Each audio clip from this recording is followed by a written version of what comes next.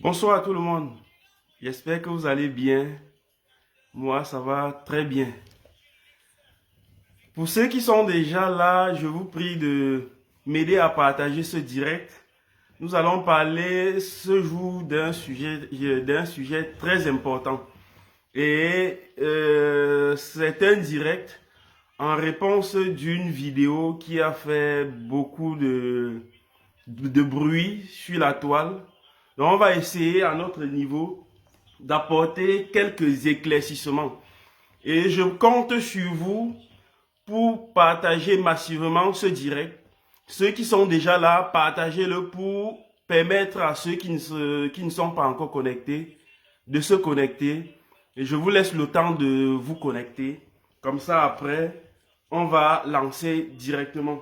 Donc, connectez-vous s'il vous plaît. Connectez-vous.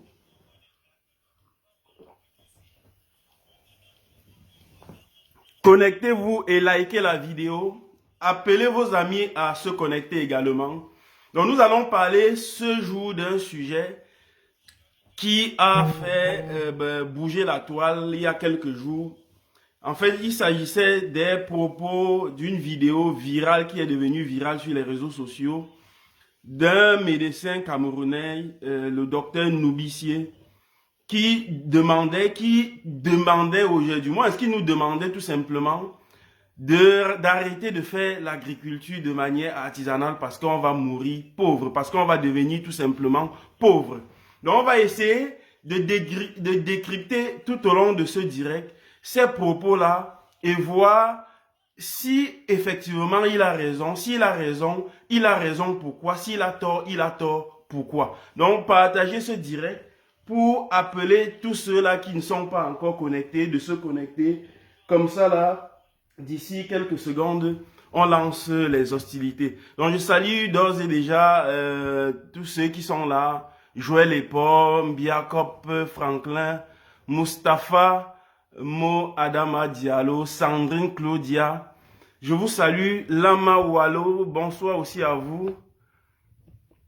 Koumien Mitsina, Miakal, je pense que c'est ça. Voilà, je vous salue aussi. Voilà, Gaël Kémy aussi, bonsoir à vous. Non, Gaël Kémy, tu n'es pas en retard. Tu viens au bon moment, on n'a pas encore commencé. Alors, je vais déjà, pour ceux qui n'ont pas regardé la vidéo du docteur Claudel Noubissier, je vais vous permettre de regarder juste un petit extrait de la vidéo. Et après ce petit extrait de vidéo que vous aurez écouté, je vais maintenant donner mon point de vue sur la question. Parce que après la sortie de cette vidéo, voilà, il y a des gens qui m'ont contacté aussi et m'ont demandé, mais qu'est-ce que tu penses de ce que le docteur a dit? Qu'est-ce que tu penses? Est-ce qu'il a raison? Est-ce qu'il a tort?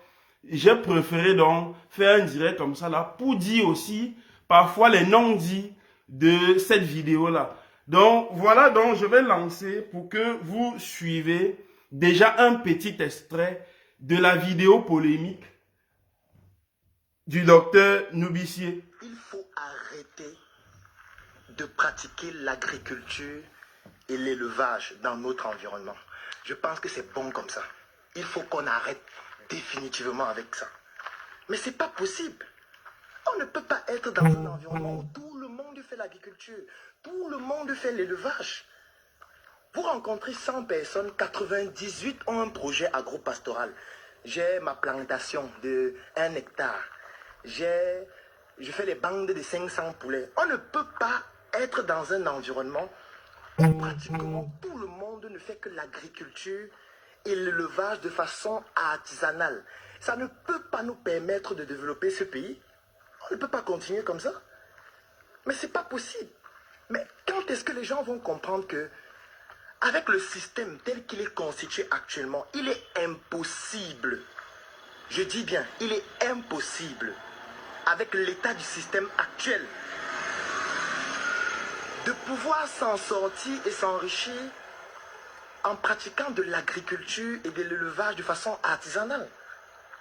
Je vais vous prendre un exemple. Regardez dans votre environnement immédiat. Est-ce que vous pouvez me citer 5 personnes que vous connaissez personnellement, que vous pouvez rencontrer directement, qui se sont enrichies en pratiquant l'agriculture et l'élevage? Vous pouvez citer 5 personnes. Regardez dans votre environnement, prenez votre téléphone. Prenez votre téléphone. Vous ouvrez vos contacts et vous essayez de voir dans mes contacts, il y a combien de personnes qui pratiquent l'agriculture et l'élevage et qui sont milliardaires. Il y a combien de personnes dans votre téléphone? Ne me parlez pas des gens qui sont dans les classements Forbes. Ne me parlez pas des gens que j'ai suivi un documentaire où on dit que tel s'est enrichi. Non, ne parlez pas des gens qui racontent parfois des balivernes et qui ne disent jamais la réalité sur l'environnement. Vous connaissez combien de personnes dans votre environnement immédiat que vous côtoyez au quotidien qui se sont enrichis avec l'agriculture et l'élevage? Il faut qu'on arrête avec ça. C'est en train de nous appauvrir. Tous les jours, quelqu'un va te dire, je fais le poulet, les bandes de 500, les bandes de 200. Je fais le maïs, je fais le poivron. Il faut arrêter. Il faut arrêter.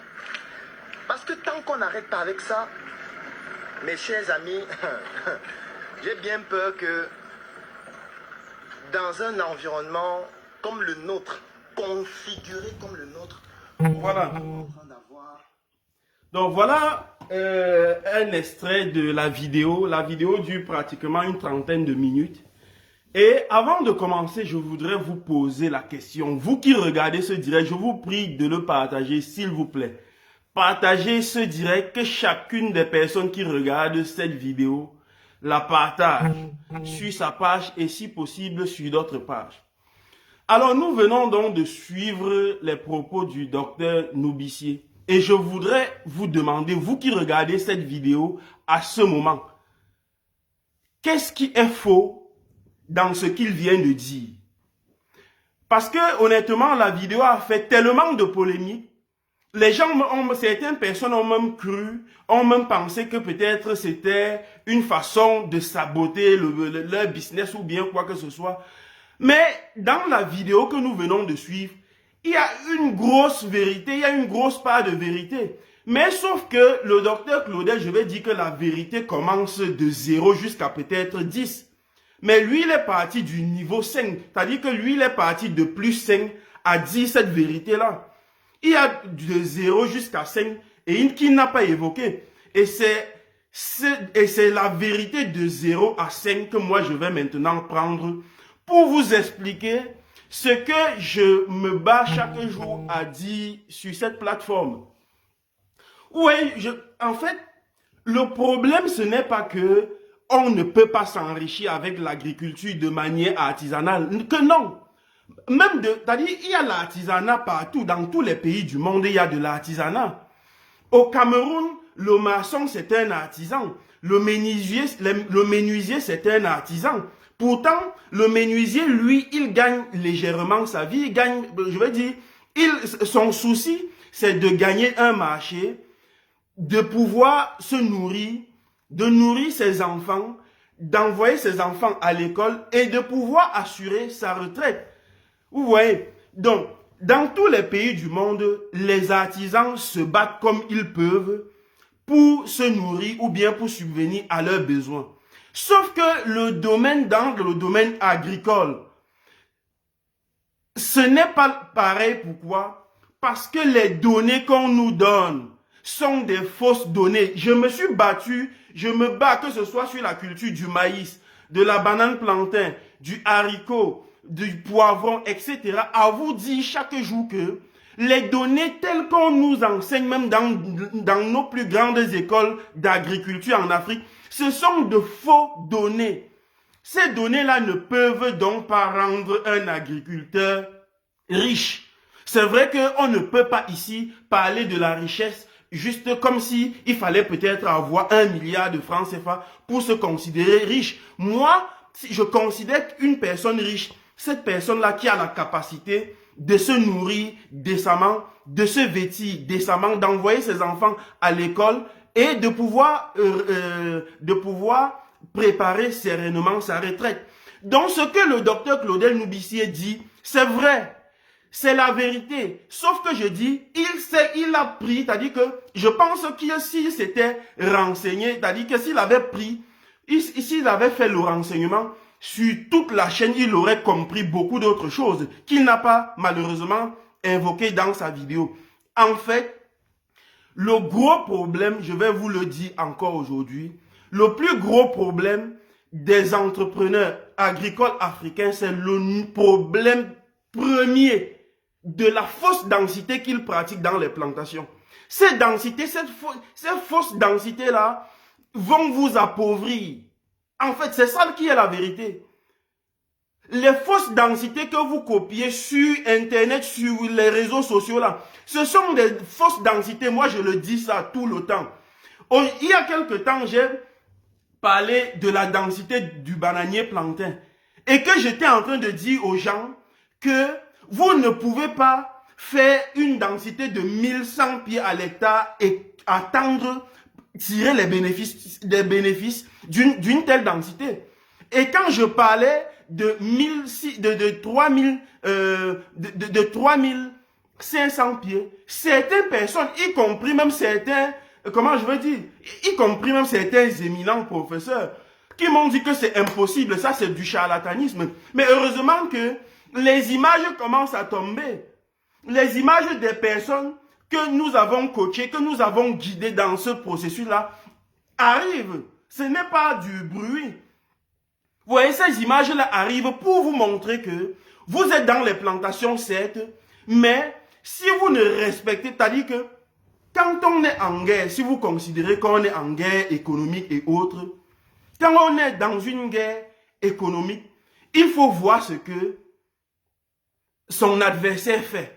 Si c'est dans l'agriculture, l'adversaire, lui, il cultive comment? Comment l'adversaire fait pour inonder les marchés africains? On va dire que oui, ils ont des moyens de production, des machines de production pour produire en grande quantité. Ce qui est vrai, ils ont ces machines de production.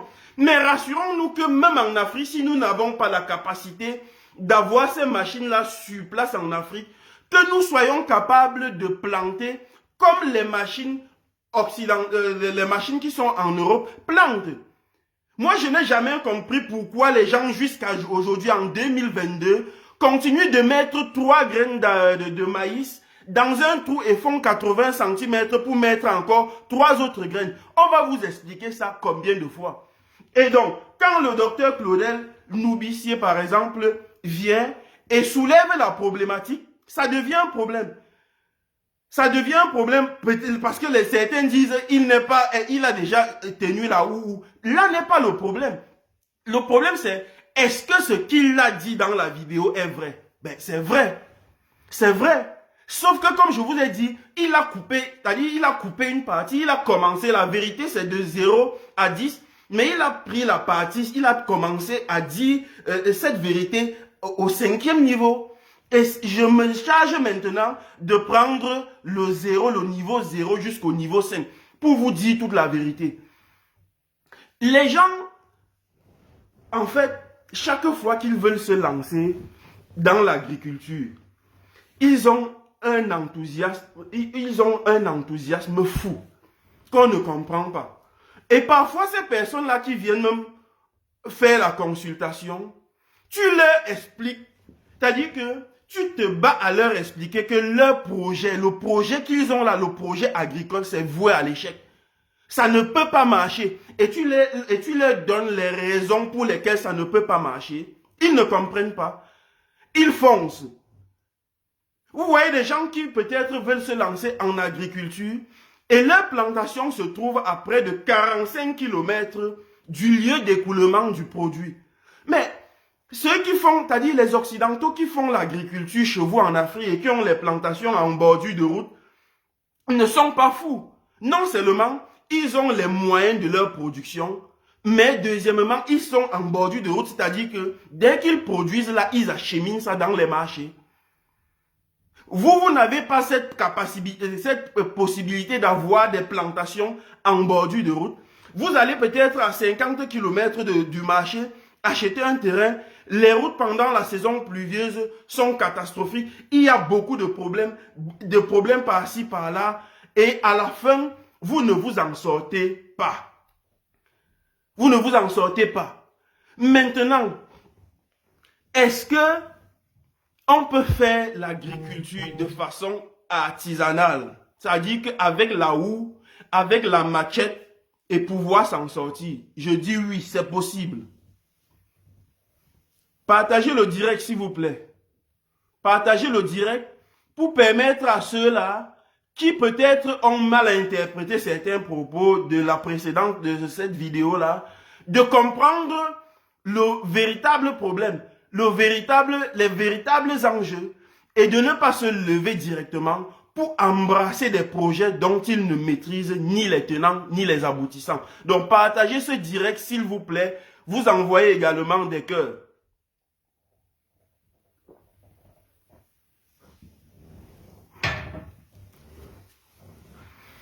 Donc, j'étais en train de dire que on ne peut pas, honnêtement, c'est-à-dire, même quand on voyage quand même, je pense peut-être c'est une chance que, la chance que j'ai eue quand même, c'est que je suis sorti quand même du territoire, j'ai voyagé, j'ai vu les choses, comment ça se passait ailleurs.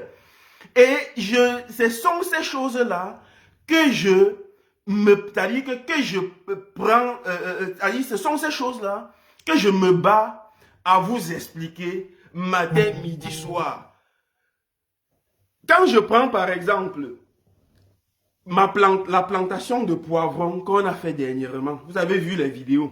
Vous savez combien, je vous donne maintenant la densité de cette plantation de poivrons. En fait, cette densité-là, c'est la densité que je donne généralement à ceux qui suivre une formation, c'est-à-dire ceux qui viennent suivre une formation ou bien demander des conseils. Alors, je vais vous donner la densité par hectare de poivrons. Alors, les 10 000 pieds de poivrons par hectare là, c'est-à-dire vous allez faire 10 000 pieds de poivrons par hectare. À la fin, c'est-à-dire vous allez vous endetter. À la fin, vous allez vendre toute la plantation. Ça ne va même pas payer les ouvriers qui ont travaillé dans cette plantation de poivrons. La vraie densité, si vous voulez cultiver sur 1 hectare de poivrons, c'est 30 000 pieds. Je dis bien 30 000 pieds. Voilà, que ceux qui veulent discuter, ils discutent. Qu'ils discutent, ils partent faire 10 000 pieds, comme on les a enseignés. Je ne sais pas où bien on a pris ces données, à quel niveau. La vraie densité, c'est-à-dire que, et vous n'êtes pas obligé même, quand vous commencez la culture du piment, du poivron, de telles choses, de commencer sur 1 hectare. Commencez d'abord sur 1 hectare, c'est-à-dire que sur un espacement réduit, sur un espace réduit. Quand vous aurez maîtrisé la formule de cet espace-là, peut-être sur 100 mètres carrés, sur 200 mètres carrés, vous engagez d'autres parcelles.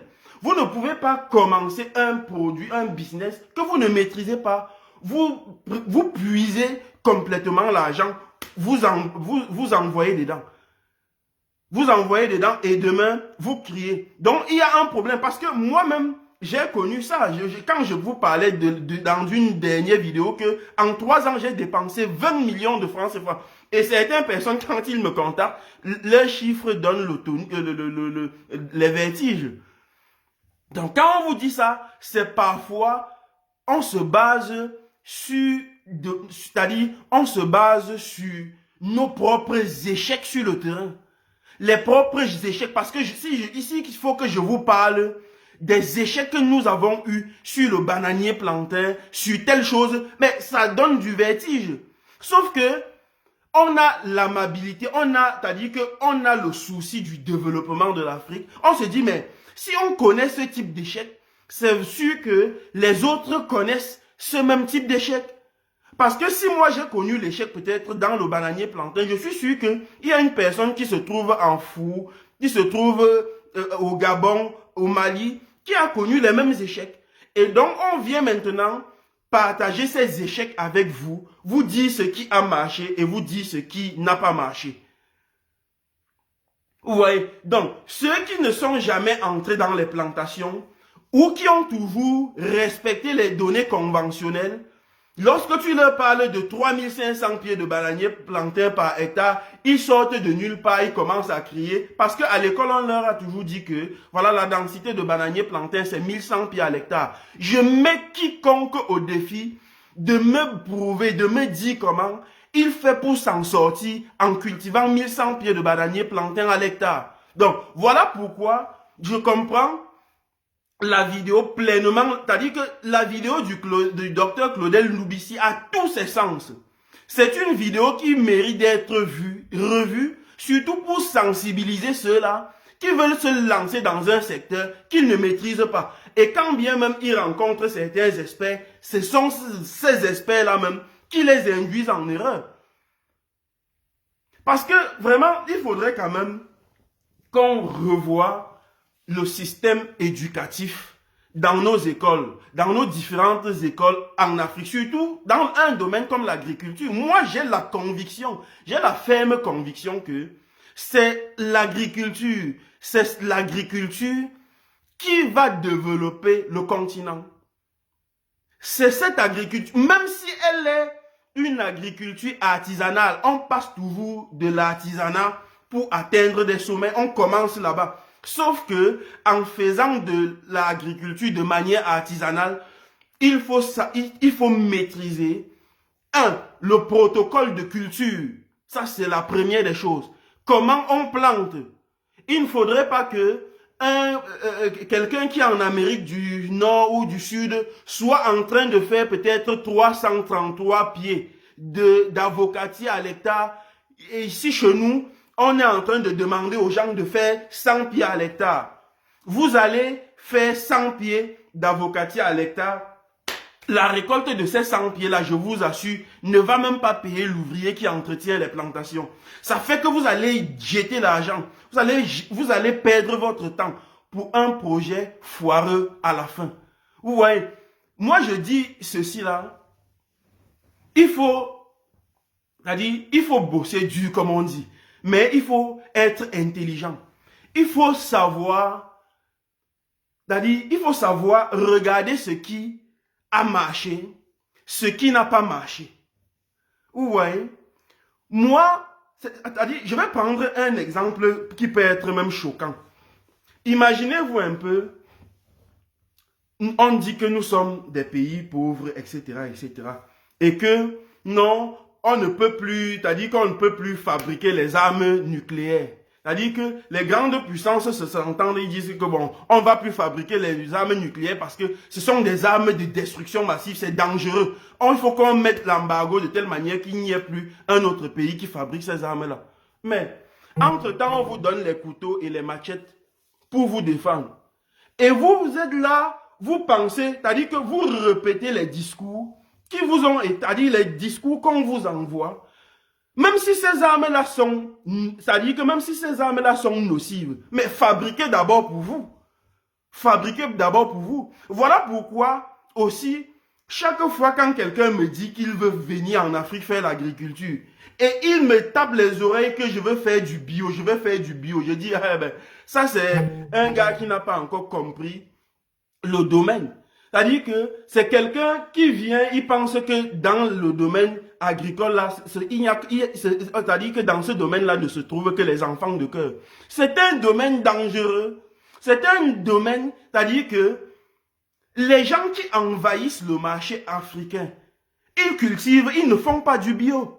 Maintenant, si toi, c'est-à-dire fais du bio si toi tu veux perdre le temps. Si tu veux faire l'agriculture pour le divertissement, si tu veux faire l'agriculture, je ne sais pas, de subsistance, mais tu ne peux pas nourrir tout un village, tout un quartier ou toute une ville en disant que tu vas faire du bio. Tu vas aller prendre les fientes de poule où? Toujours même qu'il faut, chercher à savoir si ces fientes de poule là sont bio. Parce que on ne peut pas modifier génétiquement un poulet qu'on nourrit en 45 jours avec des aliments des OGM, etc. Même la digestion de ces poulets-là, ça ne peut pas être du bio. Ce n'est pas du bio. Donc, même ceux qui pensent qu'ils consomment du bio, là, ne consomment pas du bio.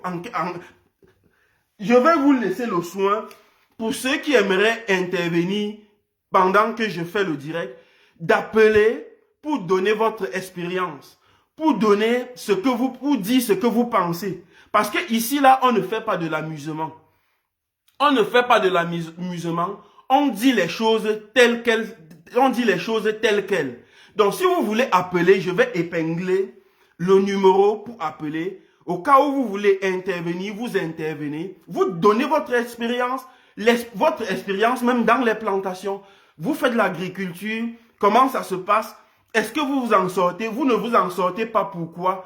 Et quand moi, personnellement, je fais ce diagnostic au niveau du Cameroun que je connais mieux, c'est premièrement le problème de densité. Je dis encore, les densités qu'on utilise au Cameroun sont de fausses densités. Voilà, je mets le numéro. Comme ça, vous allez appeler. Je vais mettre avec l'indicatif plus 237 6 81 70. C'est ça, 6 81 70 58 98. Voilà le numéro. Donc, si quelqu'un veut appeler uniquement sur ce numéro, le plus 237 6 81 70 58 98. Vous appelez. Le but de ces directs, comme je vous ai dit, c'est pour sensibiliser. Combien de fois je me suis peiné à vous donner des vraies densités. Des vraies densités que vous ne trouvez pas sur Facebook, que vous ne trouvez pas sur Google, que vous ne trouvez nulle part. Parce que ces densités-là, une entreprise qui envahit, par exemple, le marché africain et qui maîtrise comment il couvre. Je vais prendre l'exemple. C'est-à-dire, quand vous faites, j'ai pris l'exemple du poivron. Quand quelqu'un a 1 hectare et il fait 10 000 pieds de poivron sur cet hectare-là, et qu'une autre personne à côté fait 30 000 pieds sur un autre hectare, mais dites-moi, vous pensez que les deux là vont se rivaliser sur le marché?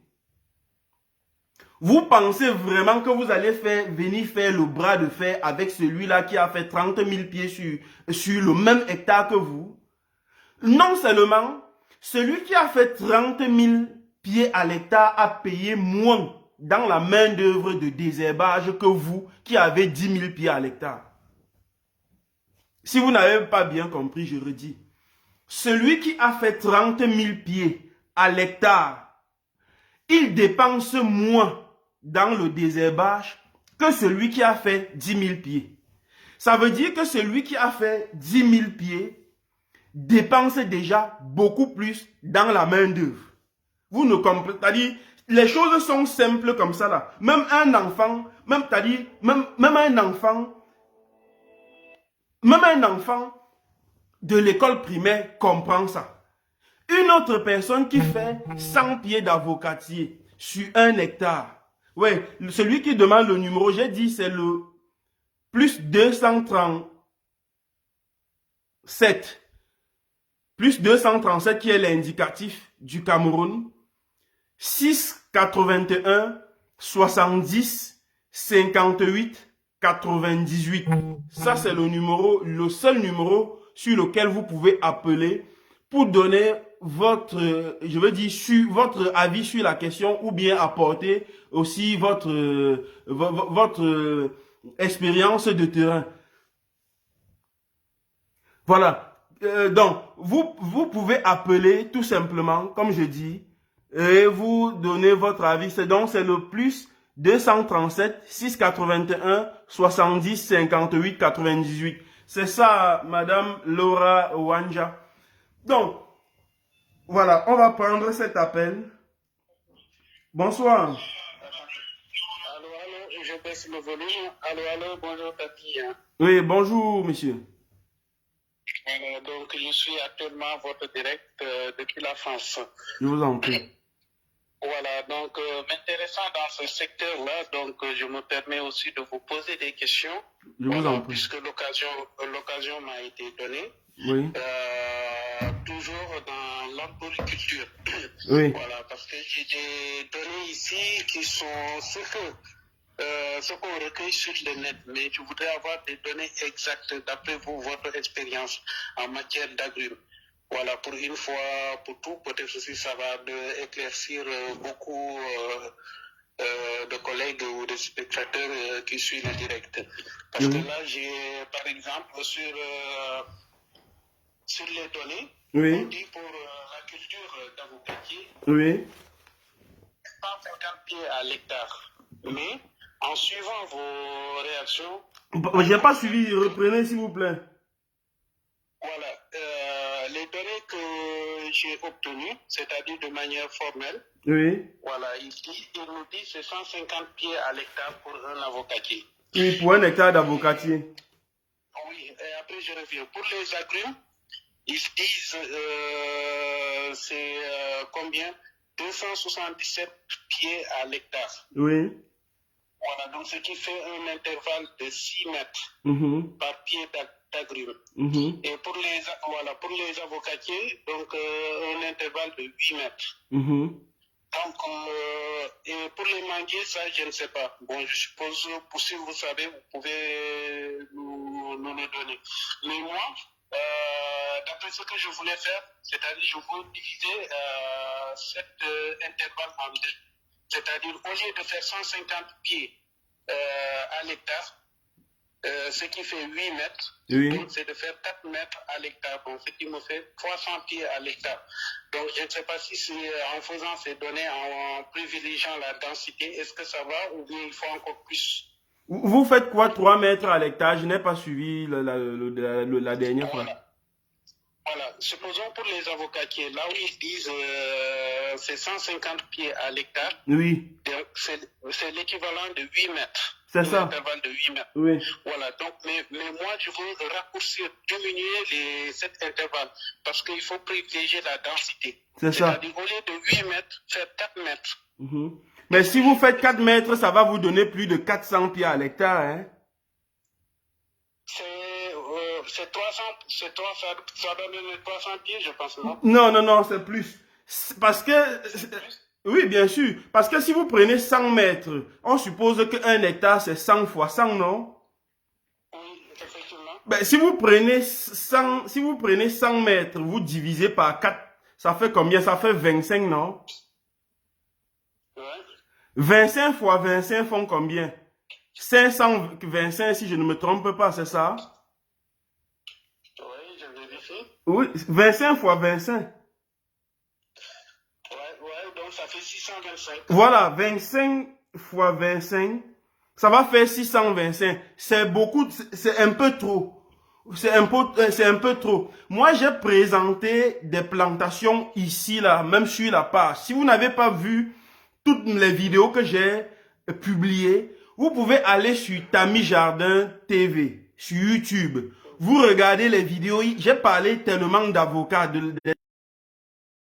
d'avocatiers là-bas, que, c'est-à-dire en allant sur la chaîne YouTube, vous allez voir. Moi, je préconise les densités, je veux dire les distances de 5 mètres entre 2 pieds d'avocatier. Vous voyez? Parce qu'un avocatier greffé, en fait, c'est quoi? Je vous explique maintenant bien. Un avocatier greffé, en fait, le tronc de l'avocatier, c'est un faux tronc, si vous voulez. En fait, le tronc de l'avocatier greffé, c'est la branche d'un avocatier qui devient le tronc. On est d'accord? Ça veut dire quoi? Ça veut dire que cet avocatier-là ne peut pas prendre autant de volume comme un avocatier naturel. Parce que l'avocatier naturel a son tronc normal. Mais l'avocatier greffé a plutôt une branche qui sert de tronc. Donc, cet avocatier-là ne pourra pas étendre ses branches à plus de 2,50 m. Bref, pas qu'à plus, mais il ne pourra pas étendre, c'est-à-dire, même s'il faut qu'il étende ses branches à plus de 2,50 m, il doit falloir du temps. Vous voyez? Donc c'est pour ça que je préconise, je demande cette haute densité-là pour permettre au moins qu'au lieu de 100 pieds ou 150 pieds, que vous ayez quand même, dès la première récolte, 400 pieds. Vous imaginez quand même le chiffre d'affaires que ça va vous donner. Dès que vous venez sur un espace, vous avez 400 pieds d'avocatiers qui ont fleuri. Vous voyez ce que ça vous rapporte en termes de chiffre d'affaires? En plus, on gagne en termes d'espace, on optimise la surface. Exactement. Exactement. Ouais. En tout cas, là j'ai très bien compris. Donc, c'est de faire, par exemple, pour les avocatiers, de faire 5 mètres à l'intervalle. Exactement. Pour les agrumes et les manguiers. Pour les agrumes, vous mettez... Les manguiers, c'est presque la même chose, puisqu'ils ont tous presque les mêmes volumes. Maintenant, le volume des agrumes diminue. Bon, je vais prendre un exemple pour... Est-ce que vous savez que la densité... Vous êtes en Europe. Si vous avez visité les plantations de pommiers, vous allez voir que les pommiers sont... C'est-à-dire qu'on met les pommiers à chaque 2 mètres. Pourtant, le pommier, c'est un arbre fruitier.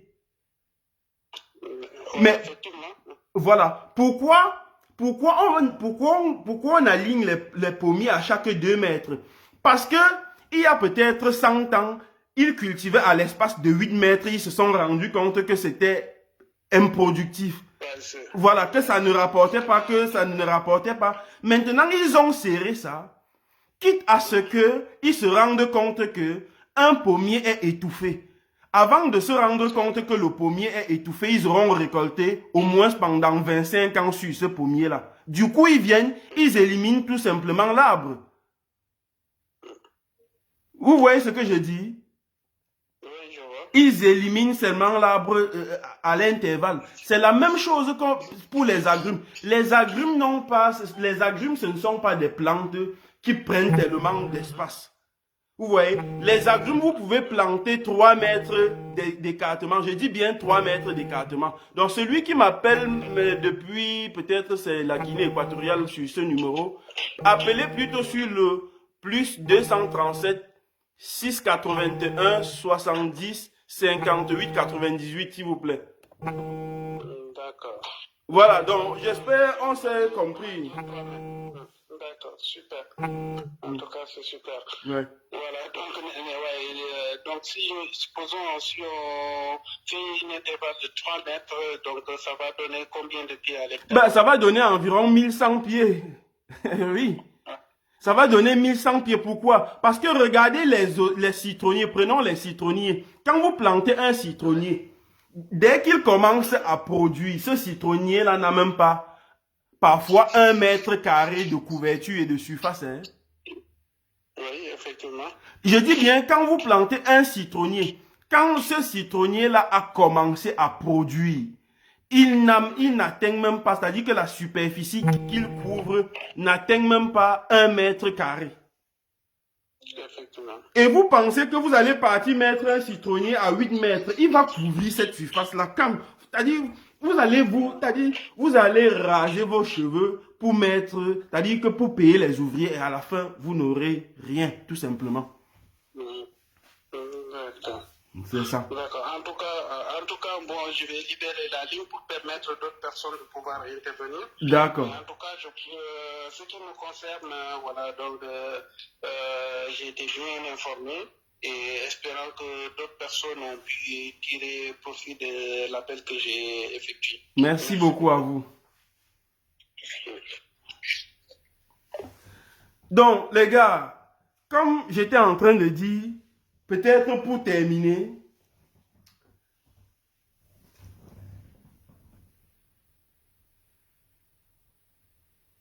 voilà, quelqu'un qui me demande et la polyculture. La polyculture, je vais toujours dire, c'est-à-dire ce sera le même discours, le discours ne changera pas. Vous, par exemple, qui allez faire parfois un champ de maïs, avec le haricot dans le même champ de maïs, vous ne gagnez pas. C'est-à-dire, vous sacrifiez votre temps pour c'est-à-dire que pour des récoltes parfois c'est-à-dire que qui ne représentent pas le 10e de l'effort que vous avez mis dans les plantations. Je m'explique. Quelqu'un qui cultive le maïs et met le haricot dans les plantations de maïs, il va rencontrer quel type de problème par rapport à une autre personne qui a fait un champ de maïs à part et un champ de haricots à part. C'est que celui qui a fait le champ de maïs, le maïs et le haricot, quand son haricot va commencer à mûrir, il va passer dans les plantations de maïs, chercher le haricot parce qu'il ne voit même pas déjà le haricot qui est mature pour cueillir. Il va chercher, il va soulever les feuilles de maïs pour cueillir le haricot, un à un, passer la cueillir. En fin de journée, même le haricot qu'il aura cueilli, en le vendant, c'est-à-dire qu'en décortiquant, en le vendant, ça ne va même pas lui donner 2000 francs. Je dis bien 2000 francs. Ça, c'est la réalité.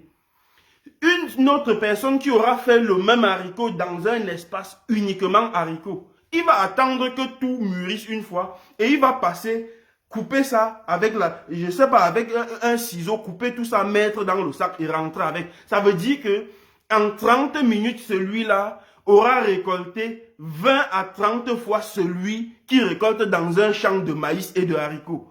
Donc, tout ça, c'est un problème de stratégie, de technique de culture, de protocole de culture, de savoir ce qu'on cultive, à quel moment on cultive. Et maintenant, si vous êtes un bon producteur et que vous ne parvenez pas à vendre vos produits, eh bien, il y a des formations de vente. Parce que j'ai aussi remarqué que beaucoup de personnes qui s'attaquaient au docteur Claudel Loubissier, parfois même c'est la jalousie. C'est un problème de jalousie parce que dans notre communauté, malheureusement, il y a ce problème qui gangrène notre communauté. C'est-à-dire que les gens ne comprennent pas comment un jeune comme lui peut multiplier autant de business qui s'épanouissent. Et les gens viennent derrière dire qu'il raconte ce qu'il ne connaît pas, il est ceci, il est cela. Donc, personne ne veut questionner, personne ne veut chercher le fond de ce que la personne raconte. Non, tout simplement, on est jaloux, tout simplement. Les mêmes personnes qui sont habituées à critiquer les dirigeants, à dire qu'il n'y a pas de travail, il n'y a pas ceci. Mais quand un jeune sort du lot et crée son business, il ne demande pas, il ne pose pas de CV. Il sort du lot de tous ceux-là qui passent d'entreprise à entreprise à chercher le travail. Il sort du lot, il se démarque, il crée son entreprise. La jalousie commence. La jalousie c'est-à-dire pour quelle fin? Donc, dans ces propos, dans cette vidéo, il y avait beaucoup de vérités. Beaucoup de vérités que rencontrent nos amis sur le terrain. Voilà pourquoi je vous dis, toujours avant de vous lancer, prenez des conseils auprès de ceux qui vous ont précédé, de ceux qui ont connu des échecs et qui sont prêts à vous dire que voilà les échecs. Si vous faites comme ça là, si vous faites comme ça là, vous allez rencontrer des échecs. Par contre, si vous faites ceci, si vous faites cela, vous allez vous en sortir. Vous voyez, il y a des gens qui parviennent aussi à produire. Il faut dire la vérité. Tous les agriculteurs ne sont pas pauvres. Non, il y a des gens qui s'en sortent. Maintenant, je peux comprendre que, bon, chacun peut avoir le baromètre de la richesse, son baromètre de la richesse, mais il y a des agriculteurs qui s'en sortent, qui cultivent, même de manière artisanale, ils vendent leurs produits, ils s'en sortent, c'est-à-dire qu'ils nourrissent leur famille, etc. Bon, et ce sont des gens qui, peut-être, ont multiplié d'autres compétences, comme la vente, maîtriser la vente, savoir comment vendre le produit. Parce que vous ne pouvez pas produire si vous n'avez pas la capacité de vendre votre produit. Et si vous n'avez pas la capacité de vendre le produit maintenant, la formation du docteur Claudel Loubissier devient importante pour vous. Pour le type de personnes comme vous, vous faites une formation sur les techniques de vente et une fois quand vous avez produit, vous savez où écouler votre produit. Donc, c'est ce que je voulais partager ce jour avec vous. J'espère que vous avez tiré des leçons. Surtout, comme je dis toujours, l'agriculture, ce n'est pas un terrain de jeu. Beaucoup et beaucoup perdent 2 millions. Sauf que ceux qui perdent 2 millions parfois ne vous disent pas parce que ils ont honte des moqueries et de cela. Moi, dans cette chaîne-ci, je vous ai expliqué comment j'ai fait pour perdre 20 millions en 3 ans. Je vous ai expliqué cela. Parce que, comme j'ai dit tout à l'heure, il y a des gens qui ont la niaque, c'est-à-dire d'entrer dans les plantations. Mais cela ne suffit pas. Il ne suffit pas d'être déterminé. Il ne suffit pas d'avoir l'enthousiasme. Ça ne suffit pas. Ces éléments-là ne suffisent pas. Vous voyez, il faut respecter certains temps. C'est-à-dire que il faut déjà respecter, pour récapituler ce que j'ai dit, il faut déjà vous rassurer que ceux qui vous font concurrence sur le marché, avec des moyens de production bien plus élevés, même si vous n'avez pas ces moyens de production, que vous soyez quand même capable de planter comme eux, ils plantent. Parce que ça vous réduit au moins les problèmes. Si vos moyens de production sont limités, votre plantation éloignée du marché, en plus du fait que votre plantation soit éloignée du marché et que vous plantez encore mal en faussant les densités, vous voyez tous les problèmes auxquels vous aurez affaire à la fin. Il y a des gens qui investissent 4 millions sur 1 hectare de plantain, à la fin n'obtiennent même pas 1 million. Eh bien oui, je vous le dis. Il y a des gens qui investissent 4 millions de francs CFA sur 1 hectare de plantain. À la fin, ils n'obtiennent même pas 1 million de francs. Et le problème se pose beaucoup plus sur les densités, sur le protocole de culture. Parce qu'il ne suffit pas seulement d'aller mettre 3500 pieds à l'hectare. Surtout qu'il faut savoir même quelle variété on met à 3500 pieds. Il y a un protocole de suivi, je veux dire un protocole de culture qu'il faut respecter. Donc, moi personnellement, oui, avec l'artisanat, on peut se développer. Pas qu'on peut se développer. C'est-à-dire que quelqu'un peut se sentir à l'aise dans l'agriculture artisanale, il peut trouver son compte. Voilà. Maintenant, il faut respecter ces codes que je viens de partager avec vous. Donc, c'est ce que je voulais dire ce jour. Il y a quoi d'autre? Voilà, je vais lire brièvement quelques messages. Voilà. Donc, il faut aussi dire, c'est-à-dire, plusieurs fois, les gens m'ont sollicité, par exemple, de faire la descente sur le terrain. Vous devrez savoir même que, avant de se lancer, l'étude de votre terrain, c'est-à-dire l'étude de faisabilité du projet que vous voulez mettre en place, est capitale.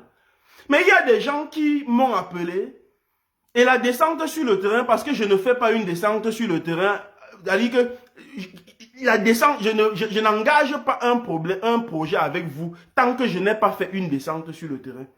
Maintenant, je fais la descente sur le terrain et j'invalide le projet pour plusieurs raisons.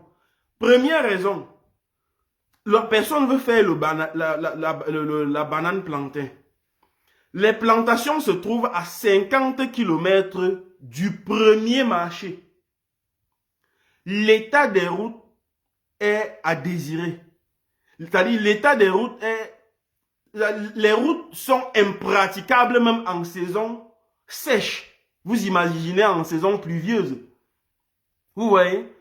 Donc, il y avait tout un tas de choses comme ça. Le terrain, même le site où il voulait cultiver, c'était un site gravillonné, etc. Je lui ai dit, mon frère, le site, ce n'est même pas fertile. Le temps de porter les fientes de la ville pour ici, là, imagine les coûts de production, c'est énorme. Le projet, vous ne pouvez pas faire ce projet sur ce terrain. Vraiment, il faut que je vous dise la vérité, vous ne pouvez pas faire. Et le gars me dit, donc, j'ai payé tout l'argent là, donc j'étais déplacé, tu as pris l'argent là que tu as pris là pour venir invalider mon projet. Mais mon frère, je n'invalide pas, que c'est quoi? Donc, il faut que je valide un projet juste pour faire plaisir. Parce qu'il vaudrait mieux que la personne, par exemple, me donne cet argent d'invalidation de projet, je mets dans mes poches, et il oublie complètement l'agriculture que d'aller maintenant injecter peut-être 5-10 millions dans ce projet-là. Vous ne voyez pas que la personne aura gagné beaucoup plus en argent et en temps. Donc, les gars, l'agriculture, ce n'est pas un terrain de jeu. Quand je fais une descente sur le terrain, quand vous me sollicitez pour une descente sur le terrain, ce n'est pas pour aller dire oui. Si vous estimez que vous maîtrisez, lancez-vous sans consultation. Mais quand vous estimez qu'il faut consulter quelqu'un qui est du domaine, la personne vient vous expliquer les choses, vous pouvez débattre, ça c'est clair. C'est pas comme si on vient vous imposer quelque chose. On arrive sur le terrain, on vous dit, voilà tel problème, voilà telle chose, voilà telle chose. Votre projet, si, en fonction de telle chose, de la distance, de telle autre chose, le projet, si, c'est voué à l'échec. Vous payez notre argent et on part et vous oubliez le projet tout simplement. Donc, on n'est pas obligé de descendre, de faire la descente sur le terrain pour valider votre projet.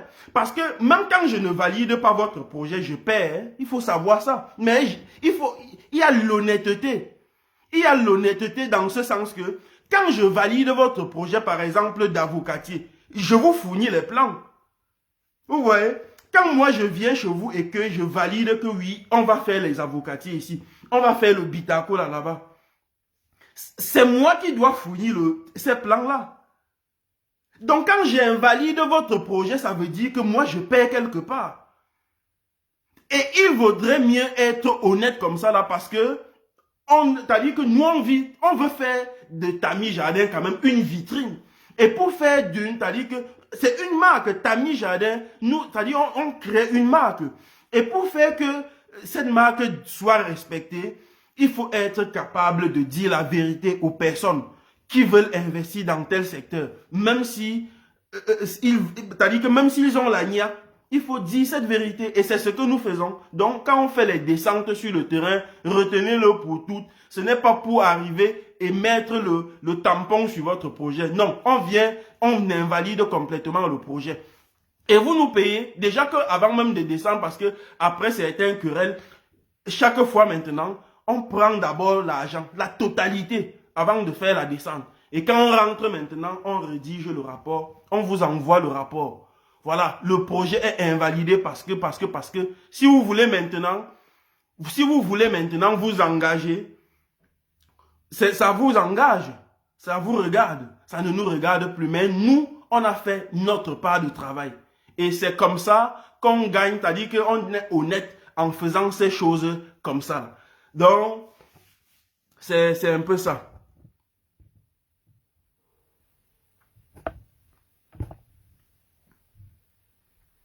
Donc, pour la campagne agricole qui vient là, ce mois spécialement, je vais recevoir, c'est-à-dire je vais consulter, je vais faire des consultations téléphoniques. Les consultations seront exclusivement téléphoniques. Donc, si vous souhaitez avoir une consultation, si vous voulez une consultation sur un projet agricole que vous avez dans votre pays, vous m'appelez, c'est-à-dire que tout ce mois, ce seront ces consultations-là. Vous appelez, vous posez votre problème, on vous donne les coûts en fonction de votre problème, on vous donne le tarif de la consultation, vous payez la consultation et on vous donne tous les conseils qui vont avec. Donc, merci à vous tous et on se retrouve très bientôt.